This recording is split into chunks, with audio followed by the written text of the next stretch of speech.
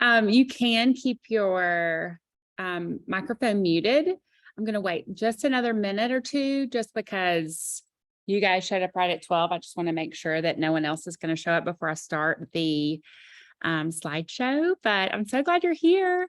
I want to erase all of this back here. I'm going to try to see if I can like put a fake background in. I don't know if I can. Hey, do a fake background, but look, that's where you were. That's It what is. It's the everything zone. I do not, what you see behind me is not what you see in front of me. All the things behind me, look, I looked when I was like, okay, is there any underwear? Do I have laundry that needs to be folded that can be seen? But it's all in front of me. So do whatever you feel comfortable with. But hey, we've all got workspaces. That's what they look like if we're busy. So yeah, thank you. Yeah. Hello, Carrie. I don't think I know you, but do I? There's also a chat. If you've never done Zoom before, there's a little chat box at the bottom, or a chat little bubble at the bottom. You can click on that and it'll pop up usually on the right side of your screen. And you can chat if you don't want to talk. And then at the end, we'll do some Q&A. So you can ask lots of fun questions, ask whatever you'd like. Kendra is good at the questions. She's always has good questions for me. So I appreciate that, because that makes me feel like there's always more to learn, right? And hey, we do this, lots of this, and then we forget something. So, all right, I'm going to go ahead and get started since it's 2 after. And if someone else is late, the reason I waited is because I'm not exactly sure if once I start sharing my screen, if I'll get that pop up that tells me someone's entered the waiting room. So if you happen to see it, unmute and say, hey, Lucy, someone's coming, but if hopefully I'll see it too. So I'm going to share my screen and just go through the program. So I'm going to mute, get rid of that so I can't see all of the faces. So what we're going to talk about today is the circle of success. And so this workshop is going to be all about how to sell your products successfully at wholesale. And so I'm going to show you 3 ways to do that. Okay, it looks like someone's coming. I can just hit admit. There we go. Okay, that's good. I'm glad to see that happened. So it's 3 ways. You're going to see my circle of success, which is 3 ways to help you sell successfully at wholesale. So what we're going to talk about today is, at the end of this masterclass, my School for Wholesale is opening. It's a little bit different than what I did last season. Last season I did Make It to Market. And so this is going to be a little bit shorter program this time. So for those of you that might have been here last time, this will be a little bit different. So I just want to talk to you about it. You're in the right place. So you're in the right place if you have a proven product to sell to stores. If you work for your business instead of your business working for you, and you're not bringing in the income for the time you're working, you're in the right place. If you have orders that come in and then you fulfill and ship one at a time, this is definitely the place for you. That was one of my biggest pet peeves. And one of the biggest things that selling wholesale helped me streamline so much. You're in the right place if you're exhausted after the holiday season, wondering if sales are coming and when. This is another thing that when you're selling wholesale, stores have a ton of money after the holiday season. And so they want to spend it to fill their stores back up. So January and February are always really good months if you're selling wholesale. You're in the right place if you're worried you can't make it in the first quarter of the year, which is kind of what I just said, but where will those sales come from? You want to plan your year with revenue coming in consistently so that you can spend time creating and not feel behind and overwhelmed. I'm Lucy. If we have not met, I just want to give you a little bit about my background. I have a degree in fashion merchandising. I've been a manager in a department store.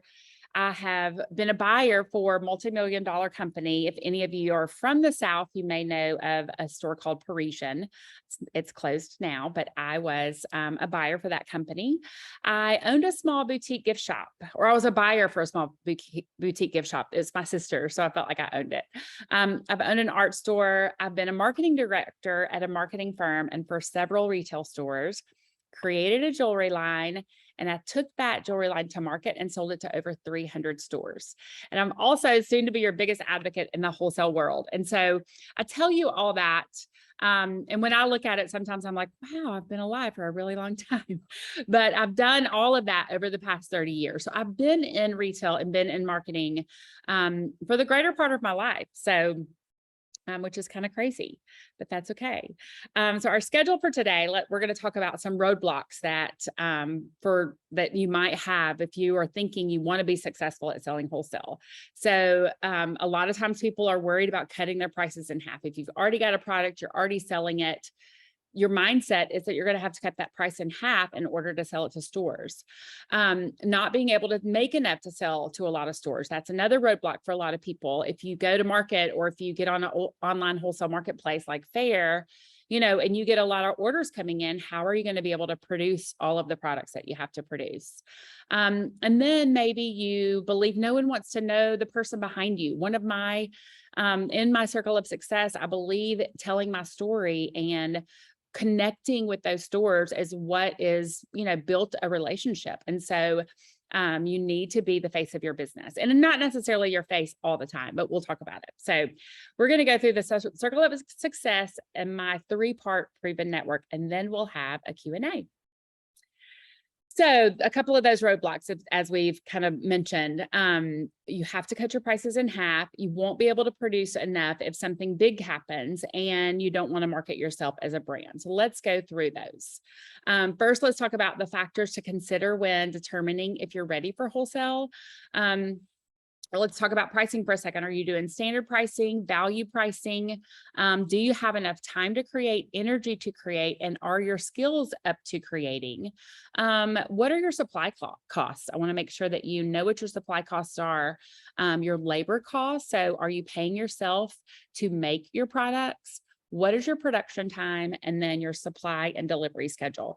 These are, kind of the all-consuming things. These are the things that we have to know, but a lot of times especially if you are someone who is working from home, who doesn't, you've never been in a big production process, then, your supply costs and your labor costs and the time it takes you to create things are very, very important.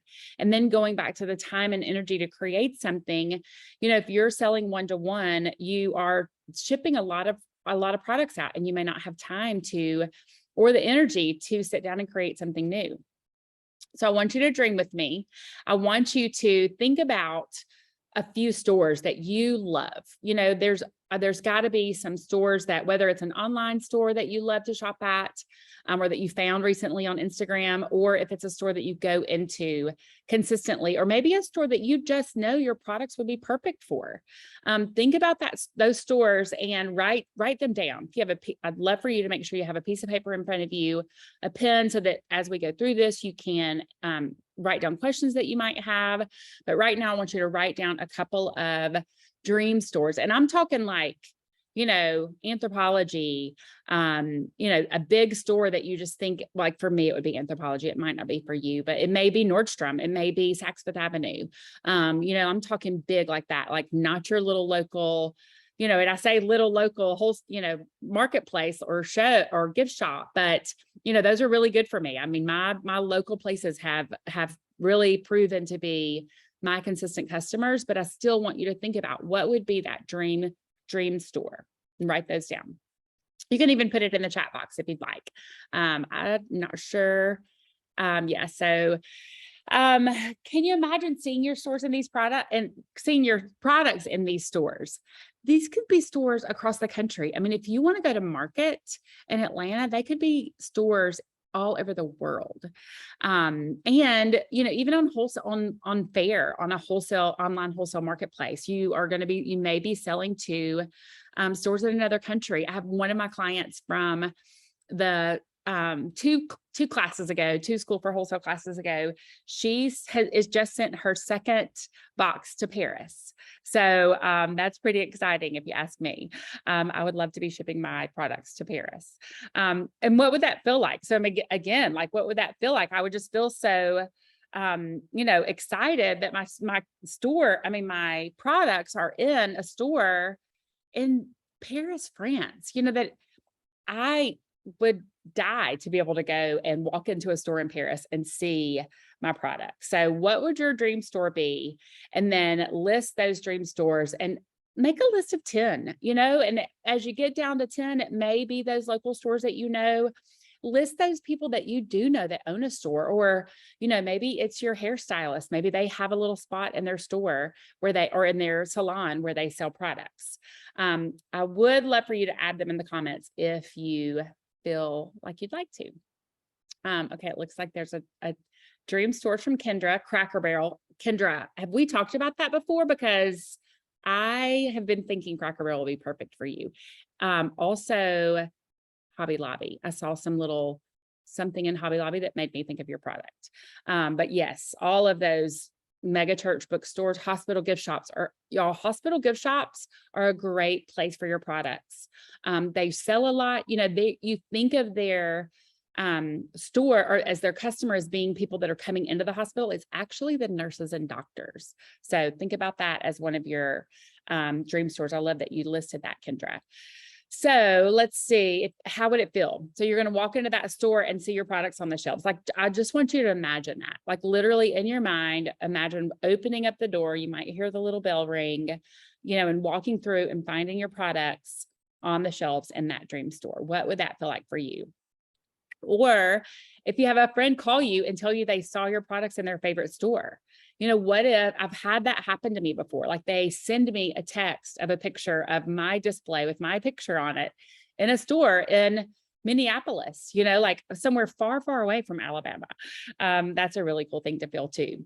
And then what if you meet buyers in person and tell them about your products, and you could see the look in their eyes when they decided to buy? This is one of my favorite things about going to market. And the School for Wholesale, we're not like necessarily it's not that 6-month program that I had the last time.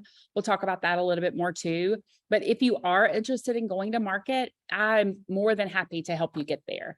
Like I said, we can talk about that later, but going to market and meeting those buyers in person is one of the best ways to understand more about your product, what the buyers are looking for, and then finding that connection when they do want to buy your stuff.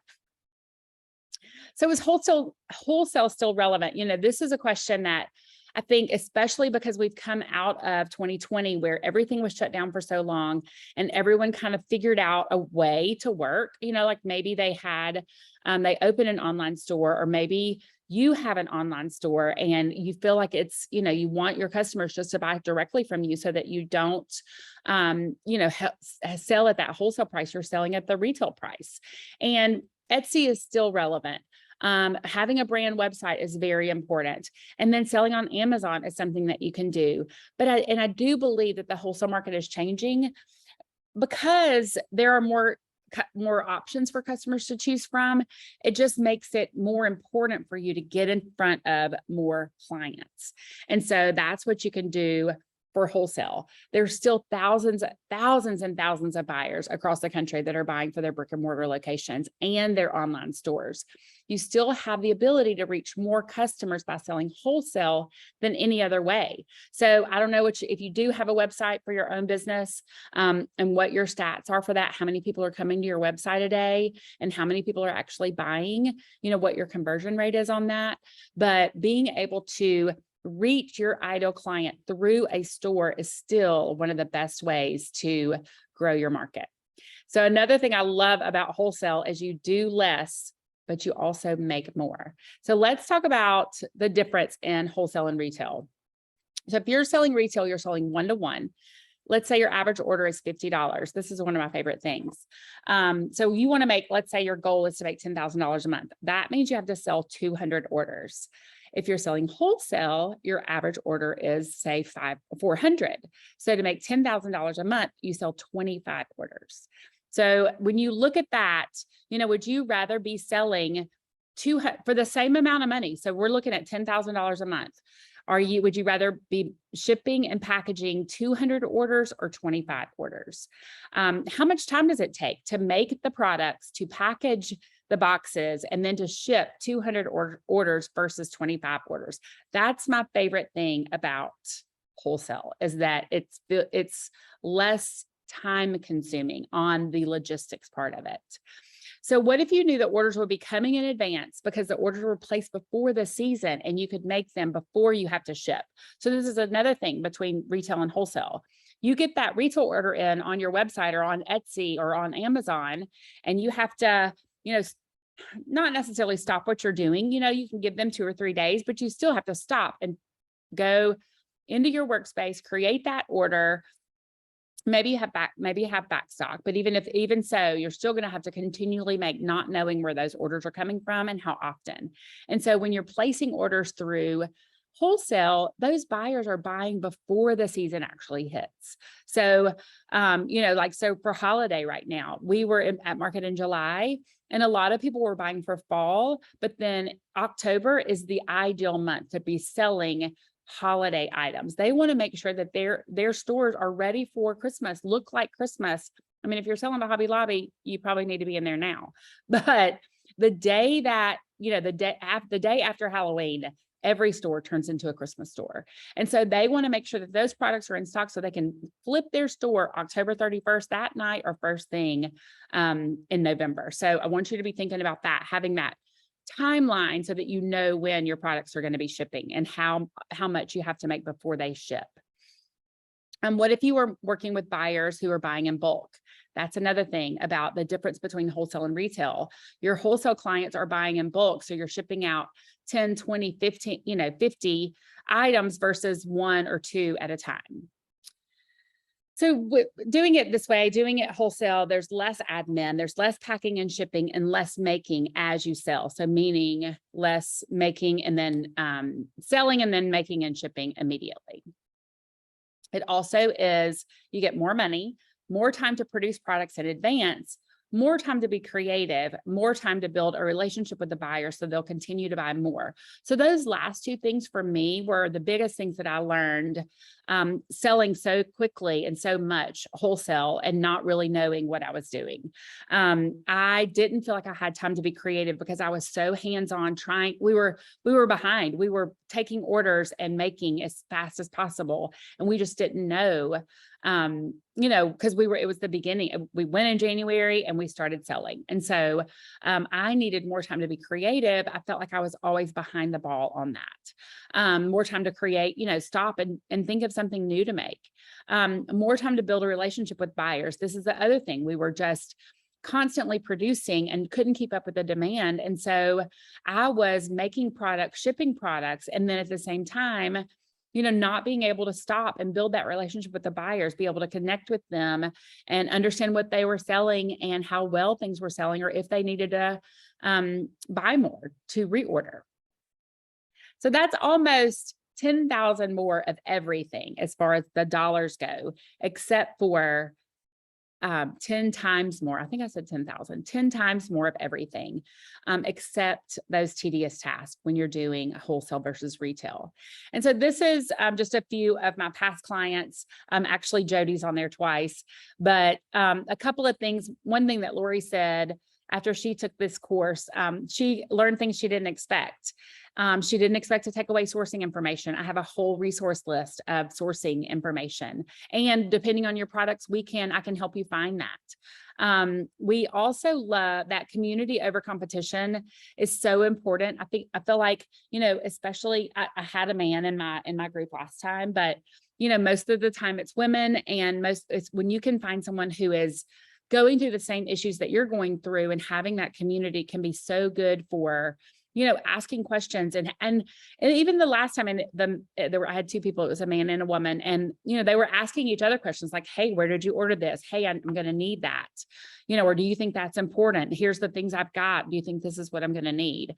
And so that community is so important. And then the other thing is, I loved what Jody said about knowing that she doesn't have to offer everything for wholesale. You want to make sure that your products are, we'll talk about pricing a lot in the School for Wholesale. And so you want to make sure that the products that you're selling wholesale, you're making a good margin on. And if you can't make a good margin on them, but you still want to sell them, you don't have to sell them wholesale. You want to make sure that what you're selling wholesale is your best profit margin. And you can figure out that production and make sure that it works well for your business. So then let's talk about the circle of success. We're going to go through each little thing, but first we'll dive into roadblocks. So a roadblock, I don't want to cut my prices in half. That's the number one thing that I hear from people when they talk about wholesale.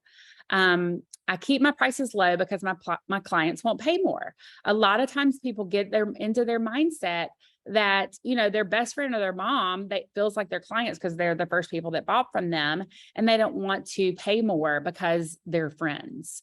And so we have to think about who our ideal client is and make sure your prices are based on them and not your friends and family. If I make money at wholesale, I will have to raise my retail prices. And, this might be true in some of your products, but what I want to do is make sure that you're sourcing your product, your supplies at the best possible cost, that your labor is the prices that you're putting into your labor, that labor cost is as low as you can get it with still paying a real rate to people. And they are making they're producing product that you need and can use. And maybe that's just you making all the products. So you don't have to raise your retail prices. And maybe you do need to raise those retail prices. You may still be pricing too low. Industry standard, depending on what you're selling, there may be industry standards out there. Candles, paper products, things like that do have an industry standard, but there is a little bit, you want to make sure that you're getting that. That's where the sourcing comes in. And that's where your price, the pricing, your supplies comes in. And then yes, going to market can be expensive, but it's something that if you want, back to that, I hate this phrase, but I tend to say it when it comes to market and people thinking it's expensive. You have to spend money to make money. And in order to get in front of that many people, you're going to have to spend money at market. So that roadblock, I don't want to cut my prices in half. I keep my prices low because my clients won't pay more. I kind of went through these as on that first page, so I'm not really going to dial into them anymore. But at the end, if you have questions about these specifically, feel free to put that in the chat and we'll talk about it at the end. So an example from one of my clients, one of the reasons that she wanted to take the School for Wholesale is because she was working at craft shows. She was selling to local clients and it was a lot of work, setting up every weekend. You didn't know what the weather was going to be like. And so she also has to sign up for each event way in advance. And she never knows what the weather. I should read that before I comment on it. But how many people will come too? It depends. I mean, like I live in the South. And so it's football season and, the beautiful weather outside, you would think people would come out to your show, but instead they're at home watching the football game. And so fall's not really a great time here, to do shows. And so it was hard for her her going to market and learning how to sell wholesale to stores helped her not have to set up at those shows unless she knew that they were a proven show. Lori is one of my clients who has a beautiful bracelet line. And she said from the beginning, I'm afraid to charge. She said, I don't even know if it's worth it. And a lot of her clients are friends and she doesn't want to have to ask them to pay. But if your friends are your clients, that's fine. But you need to make sure that whoever your client is, what they will pay. Your friends also have friends and they have friends, and there are people out there that will pay for your products. Her bracelets are gorgeous. And there's another company, huge company, that makes something similar and they charge twice as much as she does still. And so we're still working on Lori, but she has gotten better at pricing her products. So you can see now the circle of success, the number one thing that I want you to start thinking about is are your products priced for profit? And in order to make sure that they are, let's talk about the facts. So you can't make a living if you're not making good margins at a wholesale price. When you sell at retail, there will be extra profit to push into marketing. So those are things that, if you're selling at wholesale and you're making money, then that retail, when you're selling at retail and you're making a little bit more money, you've got that extra profit to push into marketing, go to market, do the things that create great packaging. Okay, so if Oprah calls and wants to add you to her favorite things list, are you going to be ready? And you will be if you do if you take the school for wholesale. So your story is a very important part of your business, and you need to learn how to tell it. This is, one of the biggest things that I think as makers, we don't sit down and think about ourselves in our products and in our business. And I think it's very, very important to sell that part of your product, of your business, because people connect to that. So when you're pricing your products for profit, you're going to look at supplies, labor, and then the cost per piece. We go over each and every one of these in detail in the School for Wholesale. And so you may already have your products priced, and you feel like your products are, priced where they need to be. You're making money if you sell wholesale. You're making more money at retail. But are you getting the best option? Are you, charging the right thing for labor? Are you getting your supplies from a source that is going to give you a bulk pricing? And do you know your cost per piece? So those are all very important things. So the next part of the circle for success is a production process. So I want you to have a professional production process. Roadblocks in production. What if I can't produce enough for the order? So this is one of the biggest things I hear from, if someone's going into wholesale, and you talk about that slide where I said you want to create, your average cart value is $40, and you have to make 200 orders in order to get to 10,000. And then if you go wholesale, your average cart value is going to be $400. So $400 is a lot more. And are you going to be able to, to fill that big order for a store if they send it? And that's one of the things that we'll go through. If I get a lot of orders, I'll have to work harder and at half the price. This roadblock is, feels real. I mean, if you don't know enough about how wholesale works, getting a lot of orders, you're going to have to work harder, but really you're cutting your work in half because you're not shipping out. Like, shipping was such a big deal for me. I would get 200 orders individually, and it would take up my entire table. There was a lot of confusion in those too. Someone might get the wrong thing, especially if I was sending them all out on the same day, where the bigger orders were easier for me to package. They were easier for me to organize. And so it felt like less work. And I priced my products right, so it wasn't half price. If I'm selling more pieces and making a profit, it will be less work. So these are the facts, sorry. If I'm selling more pieces and making a profit, it will be less work, and I can sell more to stores that will reorder from me. Another fact is going deep with your buyers versus selling what each individual is asking for. I don't know if any of you have run into that, where you find someone who's like, oh, can you make me this? And if you're selling candles, can you put this scent in this vessel? If you're doing that for everyone, then you're not productive at all. Your efficiency is not good. And being able to create a line for your client so that they know this is the best seller. This is what they want to buy.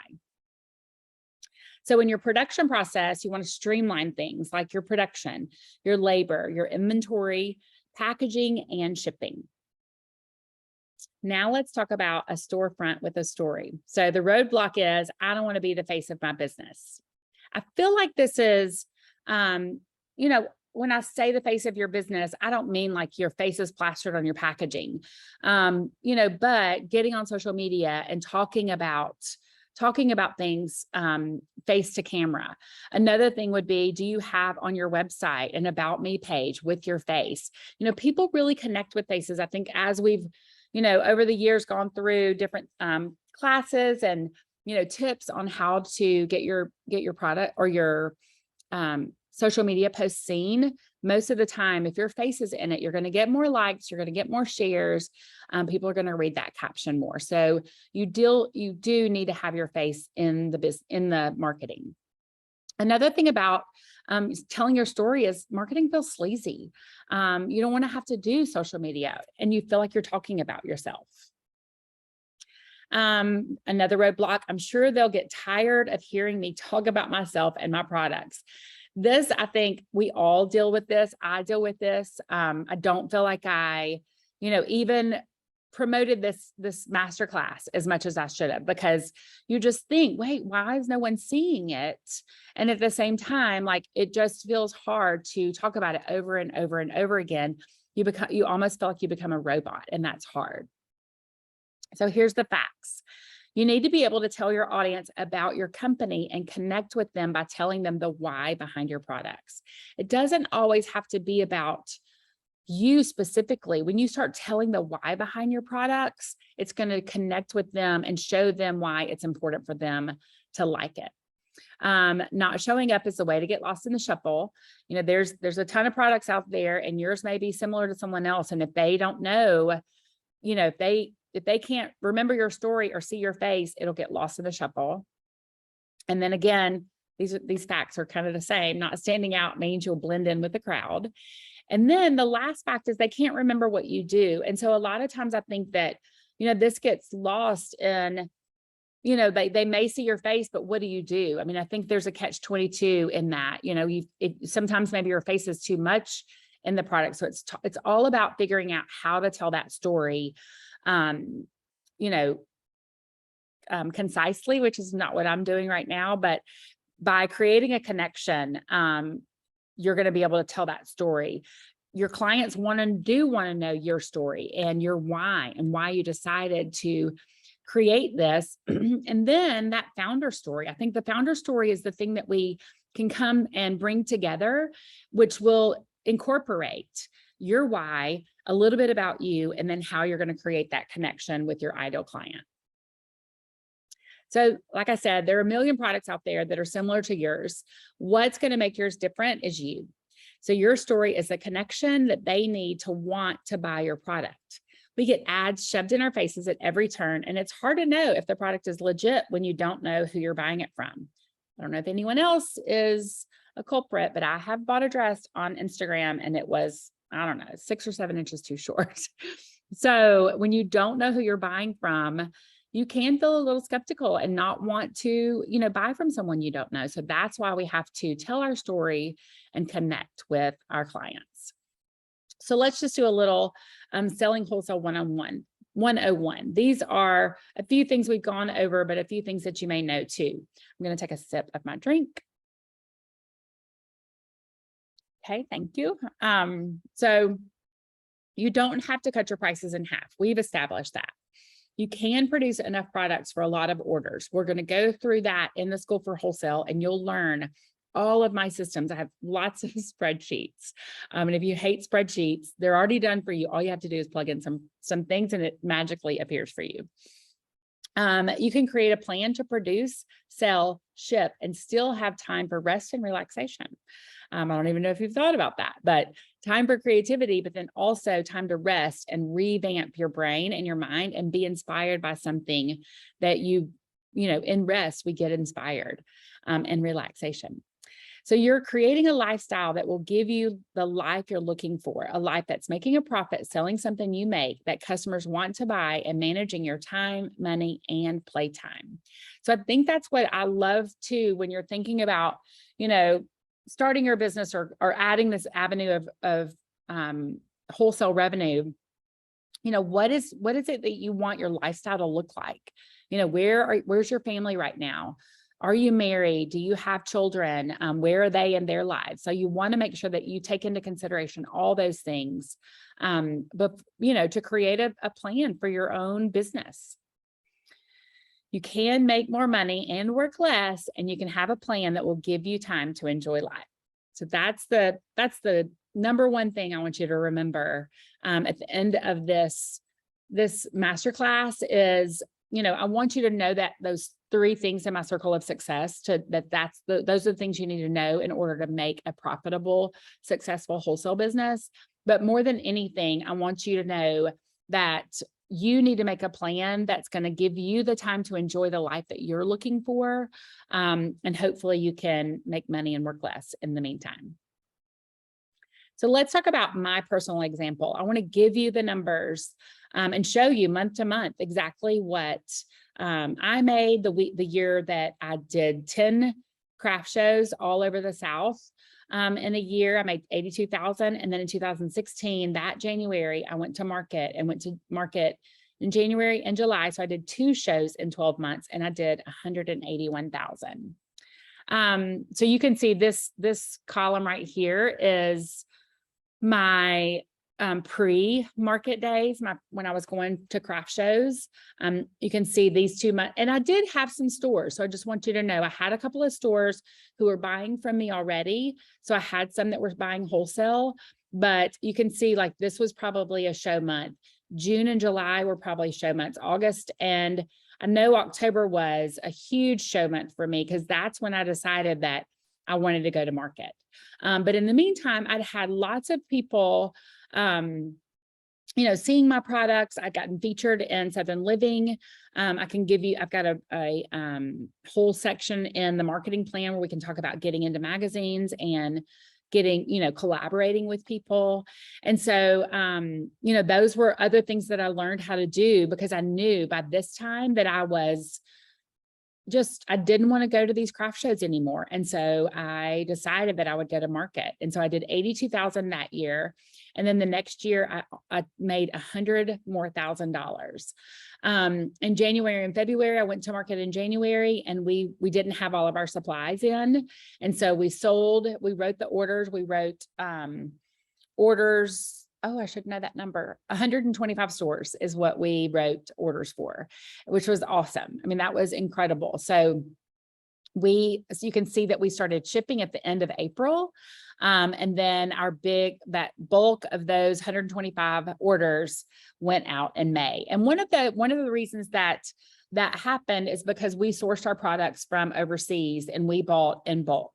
So I was buying supplies so that, each one of my supplies were pennies to dollars versus $5 to $10 a piece. And so that helped me, be able to have product in house so that I could make based on what my orders were. So all the product was coming in these 3 months we were making, and then we started shipping in April and then shipped to the majority of them in May. We told the buyers up front that these would ship in April. So they knew, not to expect them until then. And then you can see June is always a slow month for me. And then I went back to market in July, and it looks like June was actually a little bit more. We were probably still shipping, but you can see over here at a normal, like once I was kind of in my flow, June was my lowest month. We went back to market in July. And then again, there's that big where we shipped out those orders from that July market. And those 2 or 3 months were really big. And then we moved into fourth quarter. And so, I doubled my income in the holiday season just from people. Another thing that's going to help you is selling wholesale. When you're in stores, other stores are going to see your products in those stores and call you and say, hey, I saw your product at, a store in Sandestin, and I'd love to carry it in my store. I live in Texas. So that's going to be another way to get your ideal client to see your products. That's what was happening, down here as people were finding my products in the summer and then wanting line sheets. I was emailing line sheets and giving them access to the wholesale website.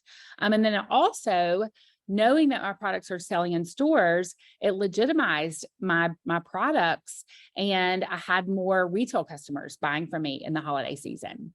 So then you can see, my next January was, it was my biggest month. Actually, it looks like August was my biggest month, just squeaked by. But January, I did $30,000 in January. And that's unknown. That's unheard of when you're selling products, unless you're selling wholesale. But those stores had their money. They'd made all their money over the holiday season, and they were ready to buy. So we were shipping. And I guess if you really look at it, I did $60,000.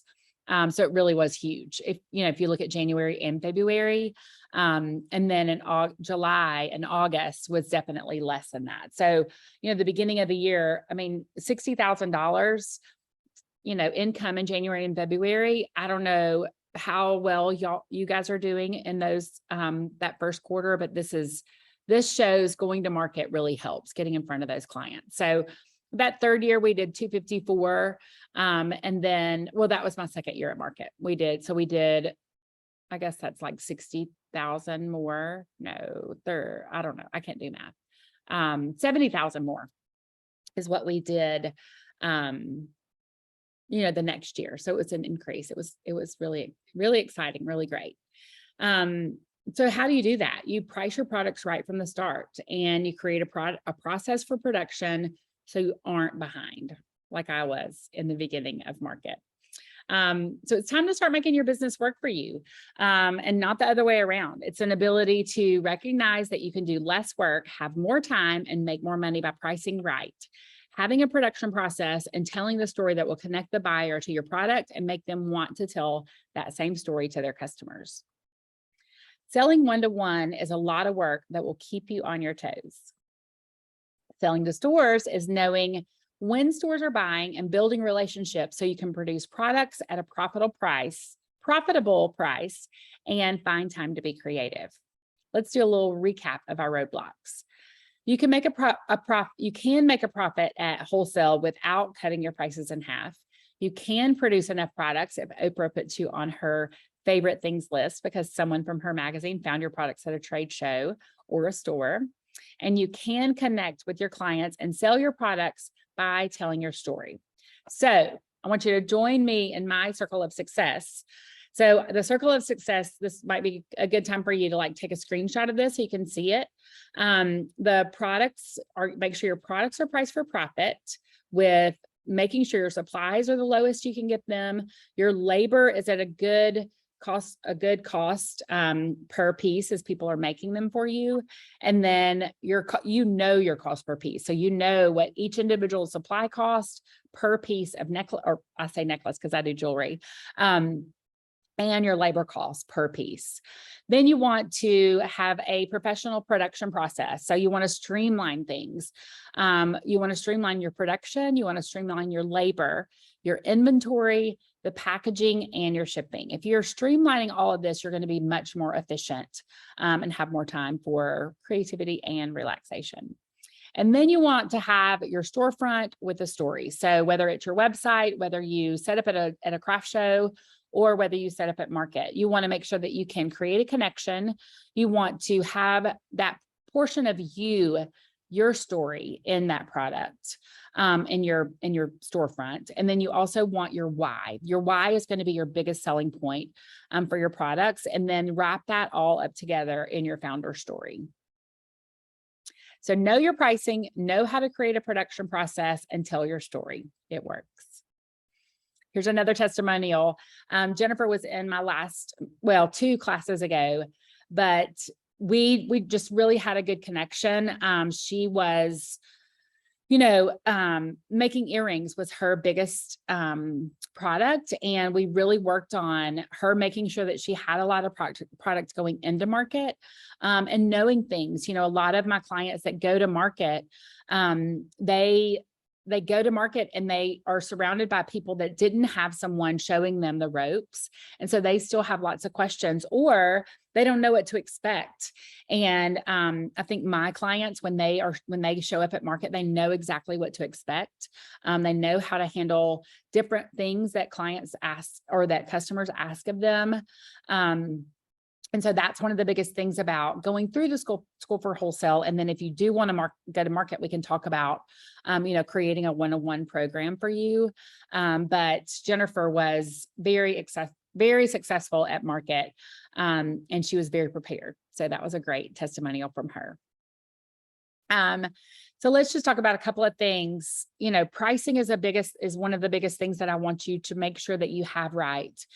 Creating a product can be fun, but if your pricing isn't right and you can't manage a lot of orders, you'll burn out and be ready to quit before you can make a profit.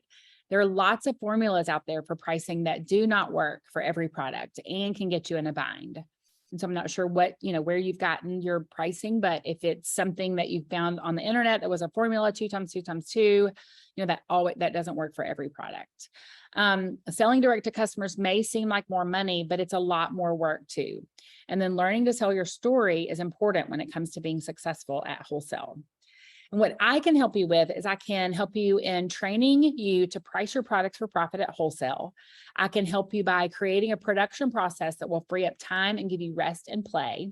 And I can help you by giving you marketing skills that will help you tell your story in a genuine and connecting way.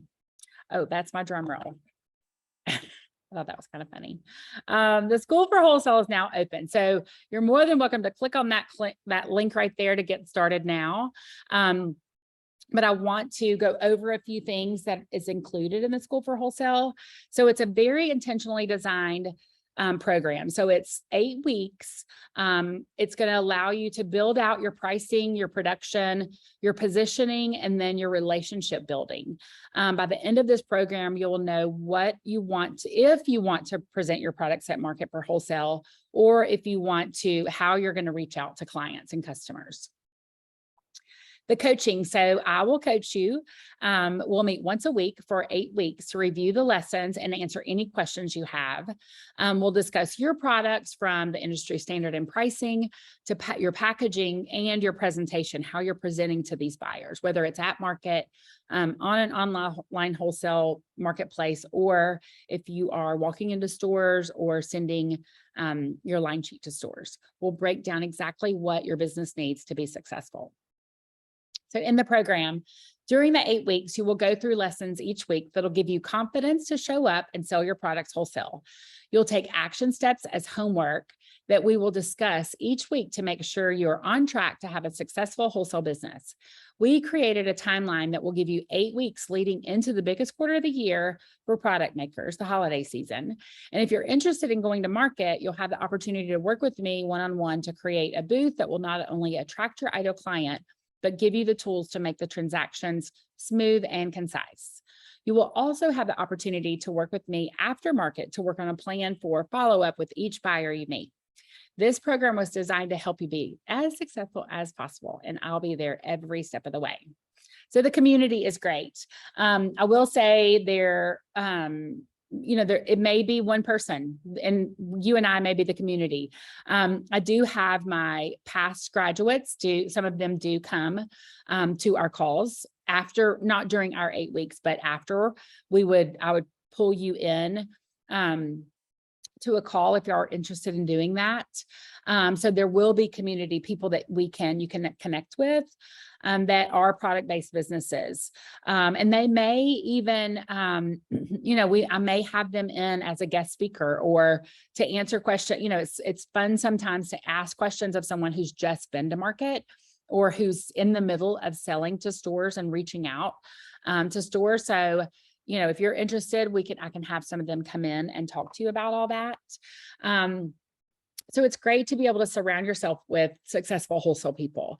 I have different ones that have different products. We have from earrings, pajamas, candles, t-shirt makers, sign makers. So all of these different people that we could bring in to answer questions for you.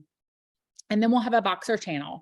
So, and if Voxer, doesn't work for you, we can, figure out a better way. But we did do our Voxer channel the last time, and it's a great time to be able to ask that question that you're thinking about 11 o'clock at night and you feel like it's too late to call. So Voxer, is a place where your answer can sit and then it'll get answered when I turn my phone back on.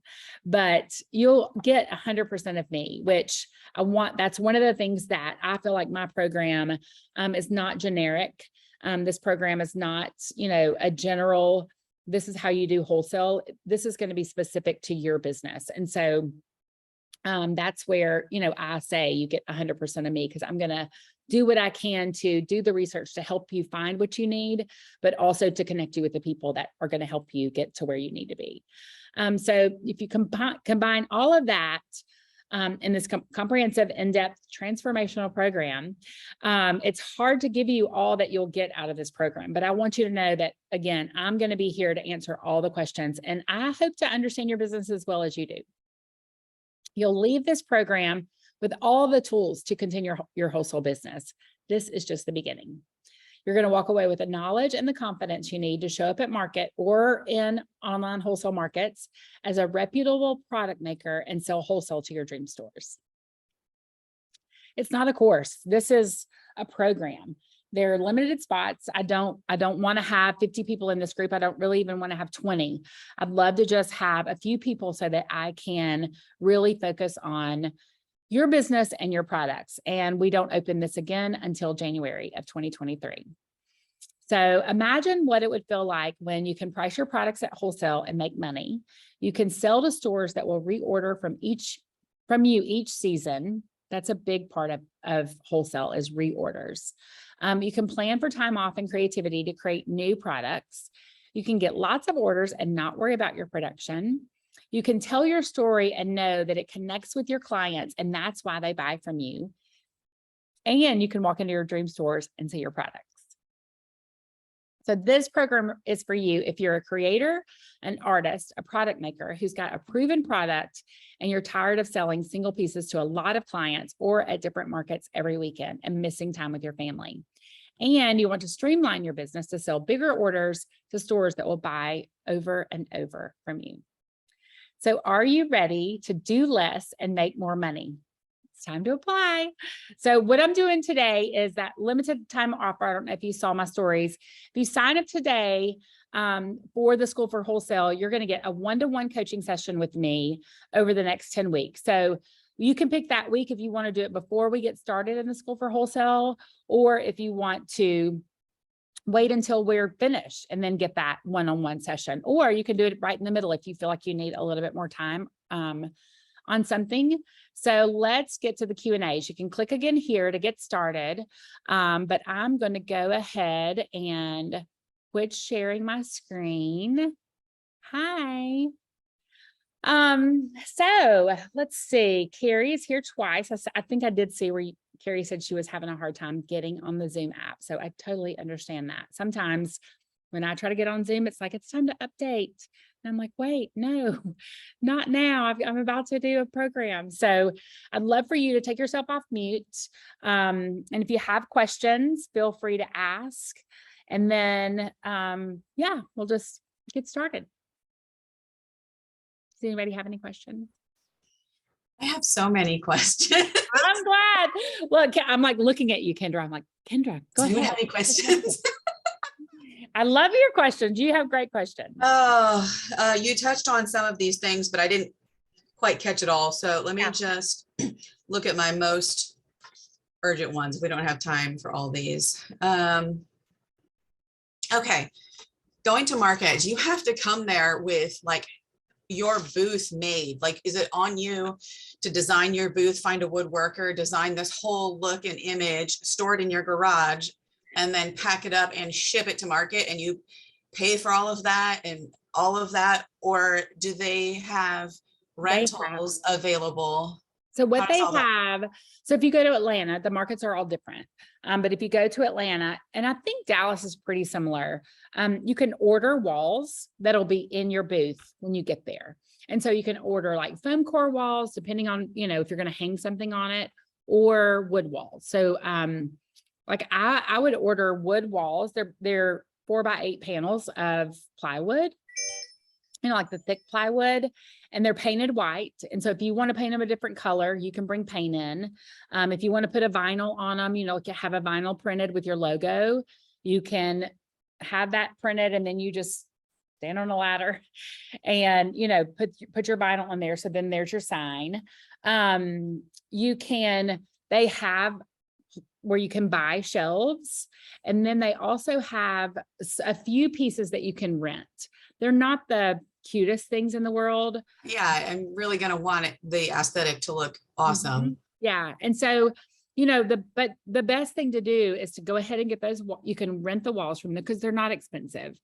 And then if you want to, you know, do something on your backdrop, you can cover it with wallpaper, you know, like peel and stick wallpaper or something. You could do foam core if you weren't going to hang something, you know, that was going to be heavy, that would pull it down. And then, so my last client, one bought a booth from a company that designs booths. Like he went in and it was one of those things that literally like fold down so small into like a 2 little carry-on things that he carried out of there. But it was it was the pipes and all the things that he set up. Yeah. Printed, so that was I can get you the company that he ordered that from, or the other girl did, she bought walls, she rented the walls, she did the vinyl with her logo on it, and then she shipped a small crate with shelving units, decorative things. She sold candles, so she didn't put her products in there because it was going to Atlanta and she was afraid the candles might melt. And so she brought her candles with her. But she shipped a crate that had shelving in it, like little plants, like little succulents that she had bought that were fake, just to kind of decorate her shelves, books, different little things just to make it look a little more homey. And then she also had like a little tabletop and 2 jewels. Sorry, my words are gone. Okay. Like that.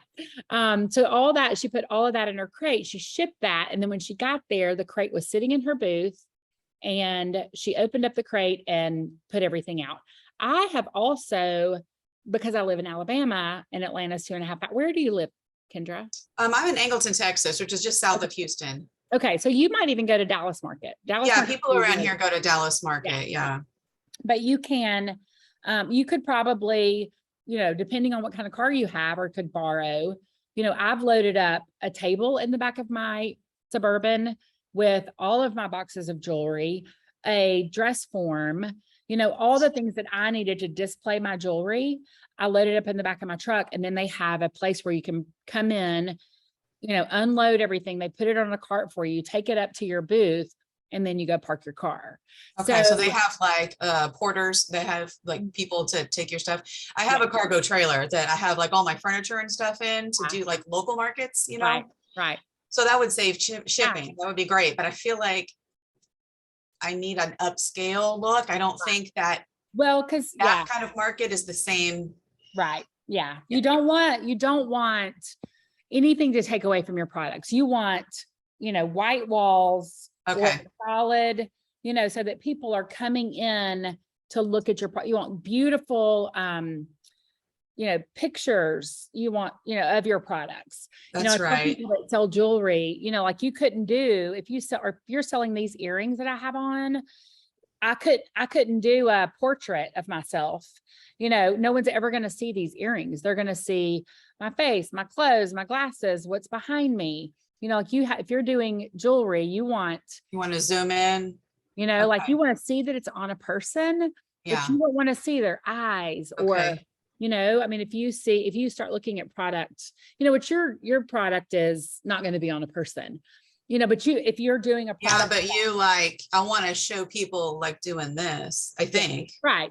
But you don't have to show if they're looking down, like you want it to be more about that product in their hand versus their whole entire body.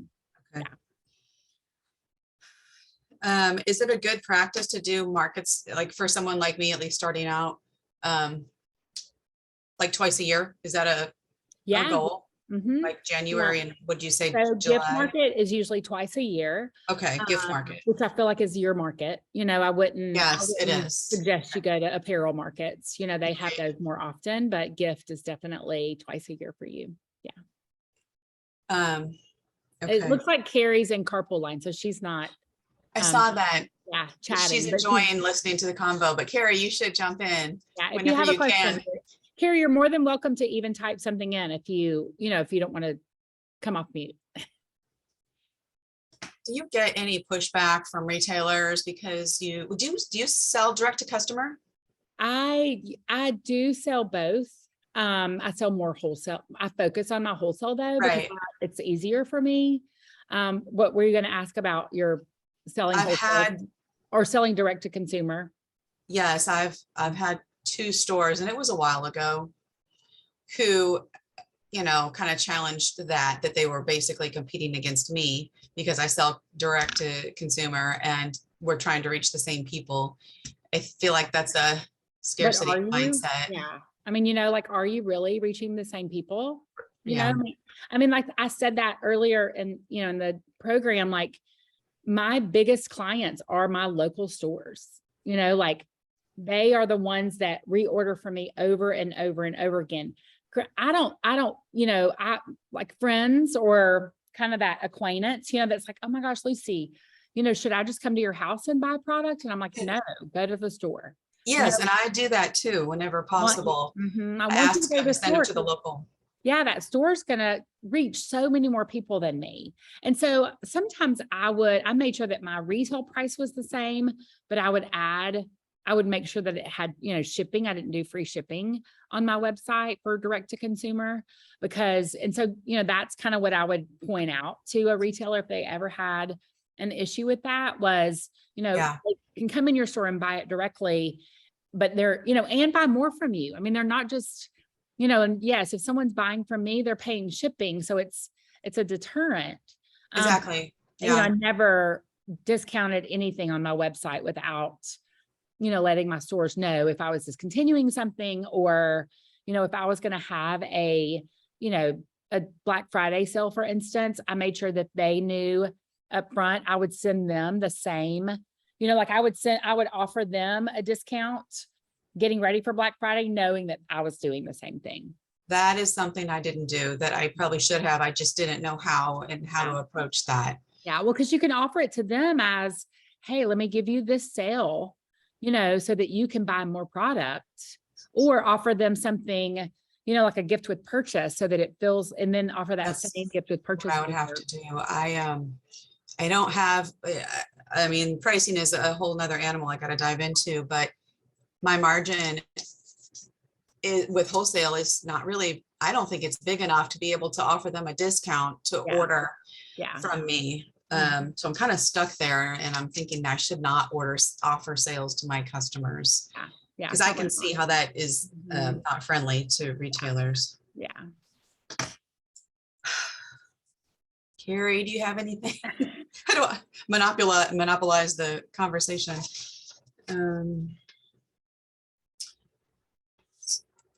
So getting paid when I go to market, let's say I'm going to a January market.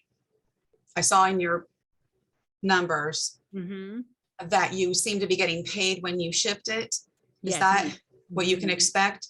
Yes. So when they see you at market, you talked about POs before. They give you a purchase order which is their order, but that's not like guaranteed money, right? Is like, what's the guarantee? There's no guarantee. So I'm literally producing against their order with no money. Okay, so it's just a professional agreement. Yeah. And there's 1% of people that don't make good on it. Okay. But I do offer, sometimes I'll create a show special if they pay up front, then they get free shipping, or if they pay up front, I give them a discount, so that it's, it's just not that way. I do get that money up front. Right. I mean, by my last show, I got 90% of my price, because I was ready to ship immediately. So that's the other thing. Oh, my first show, you saw my numbers. I wasn't ready to ship. So I didn't get anyone's money, because I knew it would be March or April before I was ready to ship. So I didn't want to take their money, knowing, and so if you're a t-shirt designer and you have fall designs and Christmas designs, you're not going to ship those on July 15th. You're going to ship those in October, or you're going to ship them in August, and so you don't want to take their money if you're not shipping, because what if you had to return their money? I mean, like that would be, that's a great point. Worse than. You need to know you can deliver on it before they've paid for it. Yeah. And so that's what, once I was in that night where I say I was 90% taking their money up front, I was shipping out the product the next week as soon as I got home. So you had the opportunity between shows to produce everything for your next show. And so you ship, do you send your invoice when you ship? I send it before I ship. Okay. They don't get the product until they paid for it. Okay. Yeah. Okay. Invoice. So yeah, maybe that was the confusing part. They place the order, but I don't ship it until they pay. So you're going to get a few people that don't pay, but you just don't ship that product. Good. Okay. Got it. Place order, send invoice, pay, ship. Sounds basic, but I just need to get my head around Oh that. yeah, I get it. I get it. I mean, it was a local girl. I took product to her because she was just so busy. And so I was like, fine, I'll just bring you product. And then I never got my money. Didn't happen. But you write it off. You don't ever do that again. Exactly. You learn. So I'm looking at finally making the shift to outsourcing all of my production. Okay. I've had contract workers up to this point, and it's not enough to level up. So I want, that's my goal for next year. I'm just going to gut it out through the rest of this year, through the Christmas season, and then look at outsourced production. And so how do you start the process of, and maybe you can't maybe go into this here, but like, how do you start looking for those manufacturers? Yeah. I know you said part of your stuff is done letterpress. Those are my journals, and that's not what those aren't my bestsellers. I am going deeper Okay. and narrower with my flips. The Flips. flips are outsell everything. So I'm looking at producing those. As much as I'd love to keep it in America, at this point, I don't think I can. If somebody's going to show me how I can, I'm here for it. So But I'm thinking Mexico right now. have you been, so you print them yourself? I used to back in the day, Yeah. but what I have, like, I've streamlined parts of mine as I continue to grow, but I'm talking about, I want turnkey, give me 5,000 piece flips. Yeah. So I design the art and I send it to my printer and I tell them what I need. They print all the paper. So they print the covers, which is wonderful, the chipboard covers, and then they print the pages, they cut them down in the round corner. So they come to me round cornered and this small. And then what happens on my side is I put the charms on the pin and then punch and bind. Yeah. So just under half of the production happens, over here. Yeah. So the best thing to do is to find a company that has a relationship with someone, that's an outsourcing, but they have relationships with different sourcing agents. Because then they are going to, like, for instance, when I had something new made and I was like, this is what I want it to look like. This is what, like, I want it to be gold filled with a gold filled chain with this word across. It was a little bar that I was doing in collaboration with someone. And I got the product and it seemed great. I wore it for 2 days and the chain turned green. And I was like, no, this is not what like, and so instead of me having to, like, if you were doing that in China or Mexico, they would probably be like, you saw the sample, like, sometimes they send you a sample, sometimes they just send pictures of the sample, and I sent it back, and they gave me my money back for it. Well, yeah, and it's not the quality you asked for. It's not the quality you ordered. Yeah. And so when you're working with like a local sourcing agent, that there's contracts in place that they can help you with, where if you're doing it yourself, it's just a little bit harder, and a little bit scarier not working with a sourcing agent. Sourcing agent. Okay. What is that? And how do I find them? Yeah, there's several. I mean, you just, you probably Google printing sourcing agents or printing. Let's see.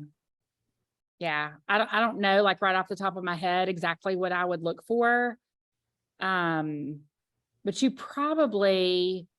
there's probably someone local that can help you with that. Like someone that's doing it. My people were out of Tennessee and their name's not in my brain right this second. Okay. Dove. I'm like, her name is Dove, but that's not going to get you anywhere. So if I maybe Google sourcing agents for production. Yeah. Start to see, because I think it needs to be more than just a print connection, but maybe a printer would have connections with a bindery or something. Yeah. Okay.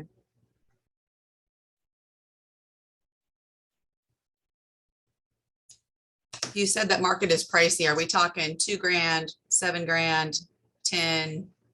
Usually, the booths are around, depending on what size booth you get, but like a 10 by 10 is around 5,000. Oh my goodness. Okay. Yeah, this girl's I got a plan. Yeah. 10 by 10 is around 5,000. Mm-hmm. And then is that for a weekend or like It's like how 5 long? days. Yeah. 5 days. Like Okay. in Atlanta, it's Wednesday, Thursday, Friday, Saturday, Sunday. Yeah. So 5 days. I had to do it on my hand. Okay.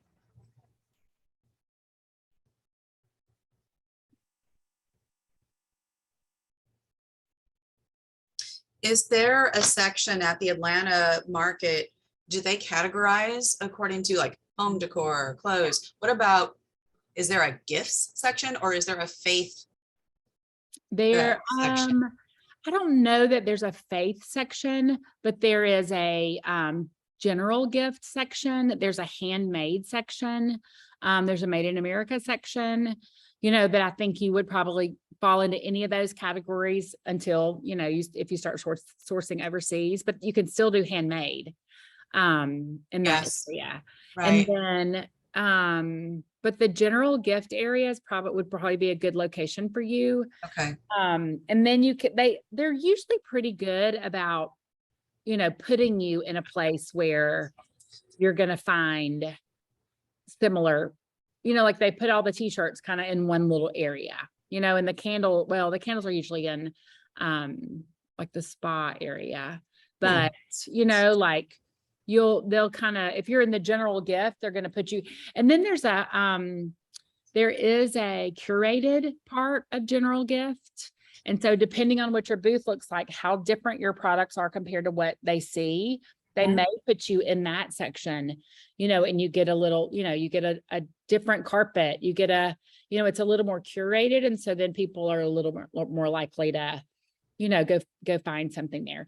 And then the other thing that I encourage people to do too sometimes is emerging artists. And so because you make your Like product, you're making your debut, Yeah. first on the scene. yeah. So that's where I like that. people get discovered. And they usually give you half price for your booth. So that's a little bit, that's a little bit easier to swallow, when you're going. Because Sure helps you starting out. Yeah. I mean, if you go to Atlanta, you're spending $2,500 on your booth, you're spending, $300 to $400 a night at your hotel because they price gouge, and then you're driving there, you're bringing rental car, food. Yeah.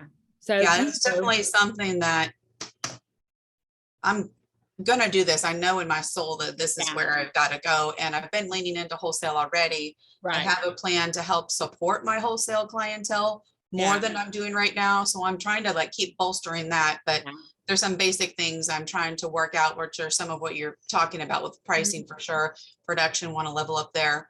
Right. I'm in the Product Boss multi-stream machine. I have those modules that I'm working through, and they have a wholesale module, but it's like nothing, close to the depth and the detail that you go into. So anyway, I'm processing through a lot of those things to get my website up to snuff to, all the things, but very, very excited. Okay. That might be all my questions. Okay. Well, I feel like I've gotten to know your business a lot better, over the past month. Yeah. Ever since Sparrow's Grace. Yeah. And so, I'm just thankful that you're, that I am a source for you, to be able to help you with these. I'm very thankful for you. You've taught me a lot so far, and I really look forward to working with you. You actually remind me a lot of a very good friend of mine from Pennsylvania. I'm like, I have to double take all the time. I'm like, you talk like her, you look like her, you mannerisms are like her. I talk like her, and I love her. Yeah, you guys talk the same. Awesome. Anyway, it's funny, but I always love a chance to see your social media and the helpful tips that you put in there. Yes, we'll keep walking forward. Yeah. Well, and just so you guys know, the course this time is $19.99. So it's $1,999. Like I said, it's 8 weeks. And if you decide that you want to sign up and really have that, that all the sources that I have, if you sign up today, you get a free 1-to-1 coaching call with me. It can be anytime between now and, in that 8-week program, where we just talk, one-on-one about your business specifically. It can be right after a specific, module where you don't feel like you can get the questions answered that you want to get answered in our call. And then my plan is after that, after the School for Wholesale is over, and it may, for you, Kendra, it may be that you don't really want to do the School for Wholesale because you're, working with the product boss on the multi-stream machine, but I'm planning on doing 1-to-1 coaching leading up to market. So, it would be a month-to-month basis leading up to market. It'd be a weekly call, and it would just be about getting you ready for market. So those are going to be $1,000 a month. And you can do it, my plan is to help people November, December, January, and February. So that would be, November and December, getting ready in the middle of selling for the holidays, because those are going to be your busiest months. And then January being at market, and then February, that follow-up. So, anyway, just wanted to make sure that you guys knew what was going on there. That, it's definitely a intense program that, the 8 weeks of the modules, in the course. And then, so it sounds so awesome. I definitely want to go through your program and follow into market with you. So I'm thinking maybe next year, this time would be the right time for me. Okay, I'm good. very excited. Yeah. Well, and then just so you know too, I'll take a group to market again for a little VIP sneak peek. And that that's right. is such a, a lot of times it feels like, oh, is that important? But the people that I've done it with, the last 3 of my clients, and they just, you go in with questions, and you're looking at it from, I don't know if you've ever been to market, but sometimes people have been to market, but they've been to market as a buyer, and you're walking around like, oh, that's cute. I'll take that. And I'll take that. And like, I want all the things. But when you go as a vendor and you're looking at it from that point of view, you're studying things, and you're trying to take those snapshot of things so that you remember, when it's your time to go, what you want, what you liked and what you didn't like, you can. So when are you going to do that next? It'll be in January. Okay. It's like market is like the 11th and 12th, somewhere around there. So I'm going to put it on my calendar. Yeah. Sometimes I think I would really like to go with you. Okay. And hopefully I'd be able to book my room earlier this time to try to find a place. Yeah. Well, and the other thing, when you, there are shuttles that go from, so like if you're not right where you can walk to market, like those are the more expensive hotels. And then sometimes you can get a hotel that's a little, down, that's in the, midtown or different place, Buckhead. And then you can either take the subway in or the train, or they have shuttles. So yeah, that's probably what I'll do.